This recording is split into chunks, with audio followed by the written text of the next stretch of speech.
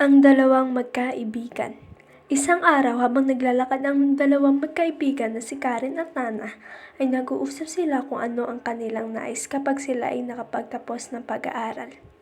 At sinabi naman ni Karen ay nais kong maging isang guro. At sinabi naman ni Ana ay ayun din ang aking nais. At sila ay nagalak dahil parehas sila ng kanilang nais. At nagpatuloy sila sa paglalakad at sa paglalakad nila ay may nakita sila ng mga bata na di nakakapag-aral dahil sa kahirapan. At sinabi nila sa isa't isa na pag tayo nakapagtapos ng pag-aaral ay pangako natin sa isa't isa na tutulong sa mga bata na nais makapag-aral o matuto. Nagsumikap sila na makapagtapos ng pag-aaral. Makalipas ng maraming taon, sila ay nakapagtapos at nakuha din nila ang kanilang mga pangarap na maging isang guro.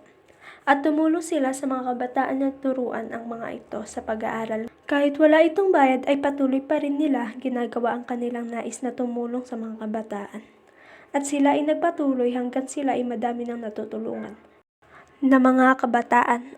At may mga taong nalaman ang kanilang mabubuting gawain at nais na tumulong para sa mga kagamitan ng mga ito. At nasiyahan ang dalawang magkaibigan sa kanilang mga nalaman. Dahil sa kanilang mga mabubuting gawain ay sila ay nakapagtayo ng maliit na paaralan sa kanilang lugar.